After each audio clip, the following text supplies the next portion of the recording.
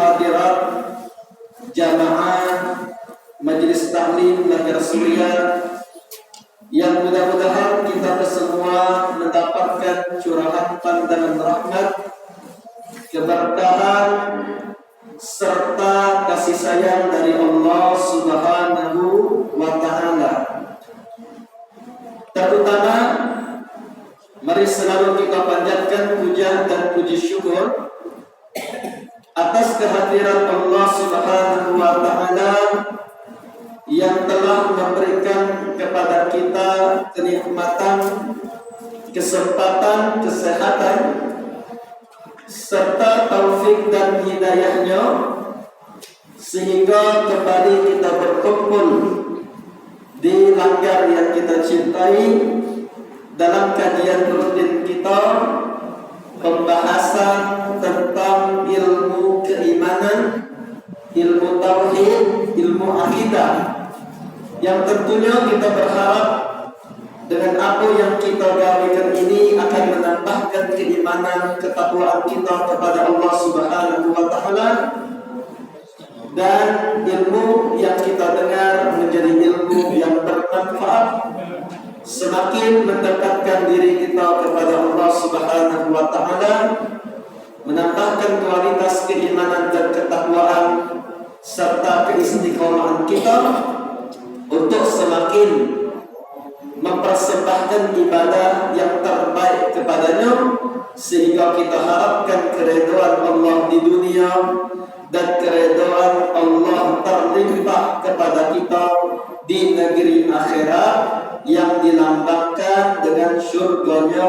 Amin ya rabbal alamin. Salawat teriring salam selalu tercurah kepada junjungan kita Nabi besar Muhammad sallallahu alaihi wa alihi wasallam beserta para kerabat, sahabat dan seluruh pengikut beliau hingga akhir zaman. Bapak Ibu, saudara-saudari, hadirin hadirat yang dirahmati oleh Allah, malam hari ini kita akan melanjutkan pembacaan kitab Al-Hikam yang dikarang oleh Al-Imam Ahmad bin Athaillah As-Sakandari. Beliau setelah menyebutkan kepada kita bahwa termasuk perihal yang harus kita takuti di dalam kehidupan dunia ini, ketika senantiasa kita merasakan adanya kebaikan-kebaikan yang terlimpah kepada kita sebagai seorang hamba, terlimpah rezeki, terlimpah sehat badan, terlimpah berupa anak keturunan. Tetapi kita sadari dalam pribadi kita masih banyak dosa. Bahkan terkadang dengan kenikmatan yang Allah berikan, malah kita gunakan untuk bermaksiat kepada Allah Subhanahu wa Ta'ala. Tetapi dengan maksiat itu tidak hilang kenikmatan Allah, tidak menghilangkan kebaikan yang Allah berikan, atau bahkan tidak mengurangi sama sekali. Bahkan terkadang seorang bertambah kebaikan di dalam dirinya. Sholat kita tambah kayu, maksiat terus tambah sehat badan. Nah, keadaan seperti ini, kata Imam Ibnu Athaillah, jangan membuat kita lengah. Jangan menjadikan kita alasan, aku tidak sholat tapi tetap kamu sholat buntu. Ini kan kadang banyak orang ini ngomong, mana kamu katanya kamu kalau sholat itu kayu, kenapa tambah buntu? Aku tidak sholat tambah kayu. Ini kadang-kadang keluar dari lisan orang-orang yang tidak ngerti, orang yang terlena, orang yang terbuai dengan hawa nafsu dan gemerlap pesona duniawi. Maka kata Imam Ibnu Athaillah, harusnya orang yang cak ini takut dia sama Allah. Ngapa dengan maksiat dia itu tidak berkurang nikmat? Ngapa dengan dia tidak mengerjakan apa yang Allah perintahkan, malah dia bertambah hebat dalam dunia ini?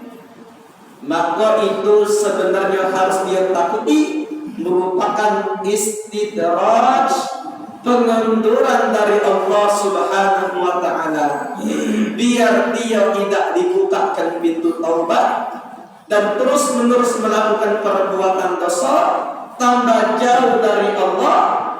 Nah, jadi suatu saat sebelum dia meninggal, Allah sentai biasanya matuk katanya. Inilah yang disebutkan oleh baginda Nabi Muhammad sallallahu alaihi wasallam di dalam Sahih Imam Muslim dan Imam Bukhari. Beliau bersabda, innallaha la yumli lidh-dhalimin.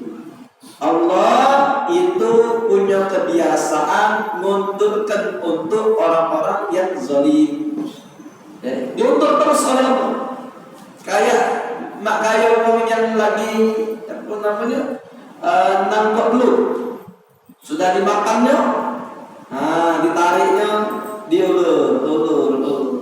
Hatta idza akhadathu, kata Nabi, sehingga kalau Allah sudah yang nak ngambil nikmat itu, afsadathu, Allah akan benar-benar rusak, Allah akan benar-benar cabut dari akar-akarnya. Lam yuflithu, sehingga dia tidak akan pernah mampu untuk menolak ketentuan berupa apa yang Allah Subhanahu wa Ta'ala telah takdirkan berupa keburukan kepada dia. Tak baca kira lagi. Beda kalau ada orang yang ketika dia bermaksiat langsung ditegur oleh Allah. Mungkin ibadahnya ada yang berkurang, langsung ada teguran.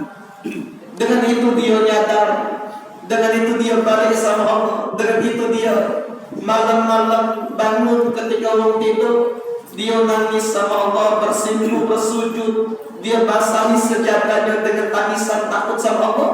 Oh, ini berarti musibah dia itu adalah tanda Allah masih sayang sama dia. Allah masih kasih, pengen dia balik sama Allah.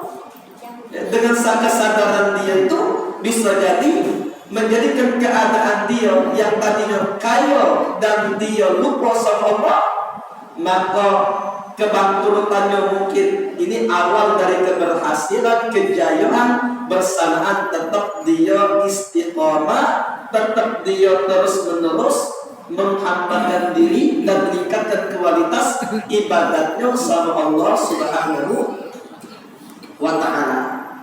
Jadi intisarinya kita harus paham, timbangan kesuksesan itu ataupun kedekatan seorang hamba, kebaikan Allah yang sejati bukan diukur dengan harta duniawi, bukan diukur dari suksesnya kita dari segi dunia, tidak kata saketoknya, ya. Makanya tak baca orang ngomong seperti dia tadi, aku tidak sholat tapi tetap kaya, aku bermaksiat, aku melakukan transaksi yang haram, tapi aku lebih duit dari kamu. Kamu yang sholat tetap buntu, tetap miskin. Nah, sebenarnya salah ya. Karena memang bukan tujuan akhir orang yang beriman kepada Allah, orang yang dicintai oleh Allah dengan dia dinjam harta duniawi.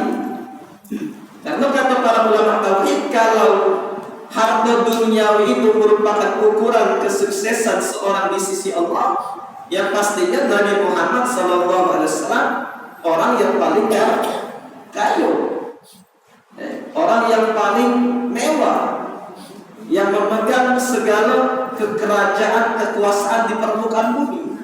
Tapi oleh karena itu bukan adalah timbangan kesuksesan di sisi Allah, maka Nabi SAW bahkan beliau ditawarkan oleh malaikat Jibril yang datangnya tawaran itu dari Allah untuk memberikan beliau gunung dijadikan emas atau harta duniawi emas seberat gunung. Tapi apa kata beliau? Apakah beliau galak?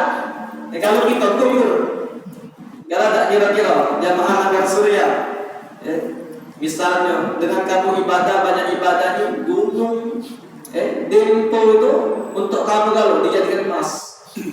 Ayo kata kita Langgar Surya 5 tingkat jadi tapi Nabi Muhammad tidak kalah. Kata Nabi, biarlah aku cak ini sehari lapar, sehari kenyang. Kalau aku lapar, aku bersabar. Kalau aku kenyang, aku bersyukur. Itulah puncak daripada bagaimana bagusnya penghambaan diri seorang hamba kepada Allah Subhanahu wa Ta'ala. Jadi dalam artian jangan sampai kita mengira timbangan kesuksesan kita di sisi Allah itu dengan diukur apa yang kita capai dari dunia ini, dari harta. Dan terkadang memang orang yang beriman yang ketika Allah Subhanahu wa Ta'ala menyayanginya, merahmatinya, terkadang Allah ambil dari dia berupa kenikmatan dunia,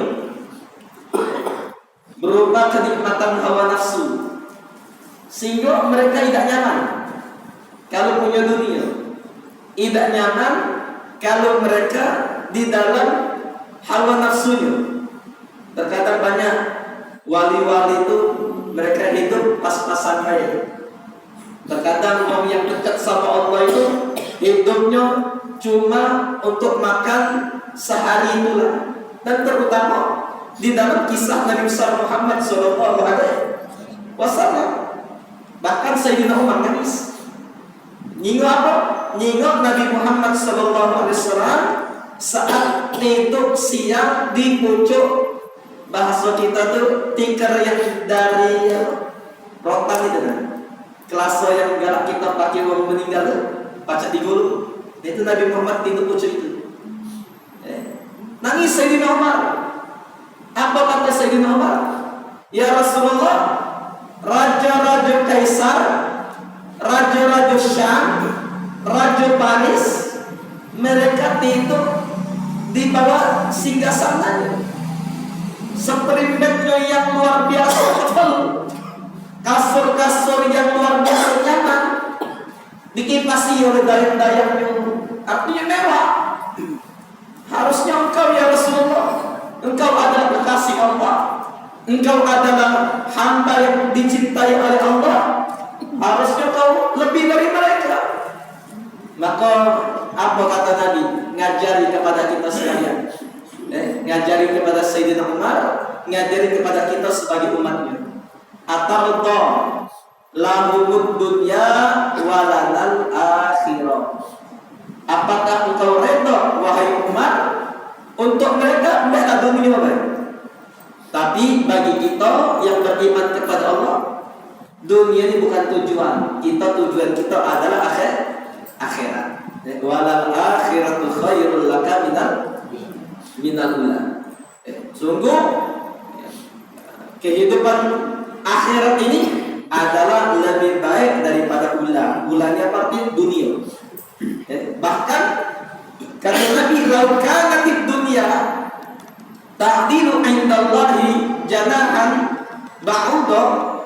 Jikalau dunia ini ada gego di sisi Allah, gegonya makaya satu sayap ba'udah, nyamuk. Harga dunia ini sesayap nyamuk baik. Dengan segala kemewahannya, gedung-gedung tingginya, segala macam bintang-bintang, bulan-bulan. Kalau misalnya gegonya cuma sesayapnya, bukan dua ekor, satu sayap dan satu tepaknya, maka kata Nabi, masaqa kafiran minha syarbatal ma. Wa kafir tidak akan pernah diinjuk minum walaupun cuma setegok. Ya, kalau punya rego, kalau punya harga. Nah, oleh karena memang tak kata rego kan, dunia ini tak kata rego di sisi Allah. Oleh karena tak kata rego arti murahan. Oleh karena murah diinjuk kepada wong kafir, kepada wong yang beriman, wong yang sholat, wong yang tidak sholat, wong muslim, wong yang non muslim. Ya. Jadi bukan artinya kita tak boleh punya dunia, kita tak boleh punya harta, dipersilakan. Ya. Tapi jangan jadikan dunia itu tujuan kalian. Tapi jadikan dunia kalau ada pada diri kalian sebagai media perantara untuk mendekatkan diri kita kepada Allah Subhanahu wa ta'ala. Jangan jadikan tujuan dan jangan kecil hati. Kalau juga kita tidak diinjuk bagian dari dunia oleh Allah, jangan kita merasa begitu. Jangan kita merasa kecil. Selagi kita bertakwa, beriman, kita orang muslim, kita tetap mulia di sisi Allah Subhanahu wa ta'ala. Walaupun ada orang kafir bahkan lebih banyak dari kita mereka yang sukses dalam perdagangannya, bahkan dunia ekonomi yang sekarang ini dikuasai oleh mereka. Pasaran sepi kalau bahkan Tanah Abang pun agak bangkrut sekarang. Ya namanya dunia mereka sekarang yang menguasai ekonomi yang di dalam online dan sebagainya. Antara sama. Pastinya kita sebagai seorang yang beriman percaya tidak akan pernah apa yang Allah sudah catatkan untuk kita berlari kepada orang lain. Al-Imam Abdullah bin Alwi Al-Haddad, pengarang Ratibul Haddad, beliau mengatakan alladzi li ghairi la yasil ilai. Apa yang sudah dicatat oleh Allah untuk orang lain tidak akan sampai kepadamu. Walladzi gusimla hasal ladai. Apa yang sudah dibagikan untukmu dicatat oleh Allah. Fulan bin fulan dapat ini. Hasal ladai pasti harus sampai. Makanya tinggal kita yakini, kuatkan keyakinan kita kepada Allah, dan sembari kita berikhtiar, maka insya Allah tidak kata kita pernah menemukan satu riwayat orang di pucuk dunia ini mati kelaparan.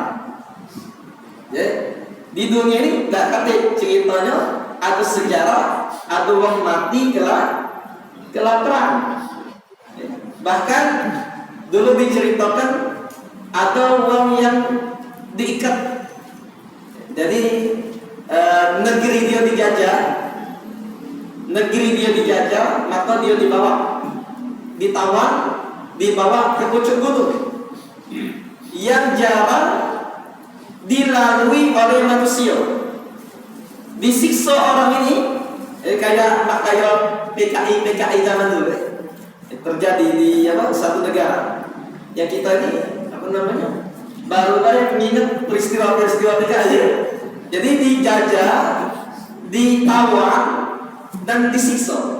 Disiksanya bukan kayak PKI dimasukkan lubang buaya tidak, tapi disiksanya dibawa ke pucuk gunung yang jarang dilalui oleh manusia. Dikebet sehingga dia tak pacak ngapa-ngapain. Kakinya dikibet, tangannya dikibet, tidak dinyok makan, tidak dinyok minum. Kata orang kafir yang jajah itu biar dia ini mati kelaparan. Tapi yang namanya apa yang Allah sudah catat untuk dia pasti nyampe. Maka baru beberapa hari dia mengalami kesusahan tersebut, tidak makan, tidak minum, dia bersabar dan dia bertawakal sama Allah Subhanahu wa ta'ala. Maka tidak lama dari waktu itu ada segerombolan kafilah, karena dia ditinggalkan oleh penjajah. Dan memang di tempat padang pasir itu biasanya tidak ada yang namanya penghidupan. dak katip baju, dak katip makanan. Makanya Allah haramkan di zaman dahulu kalau belum ada nak naik haji, dia pergi haji melintasi padang pasir tapi tidak bawa bekal. Jadi Allah katakan dalam surat Al-Baqarah itu wala tulqu bi aydikum ila tahlukati wa ahsinu. Jangan campakkan diri kalian kepada kebinasaan. Tafsirnya ada orang-orang yang naik haji tapi dia tidak bawa bekal melintasi padang pasir, dia katakan aku bertawakal. Ini bukan bertawakal kata Allah, tapi nyelako ke diri. Jadi tidak boleh cek itu. Jadi memang biasanya di padang pasir tidak katip banyu, tidak katip makanan.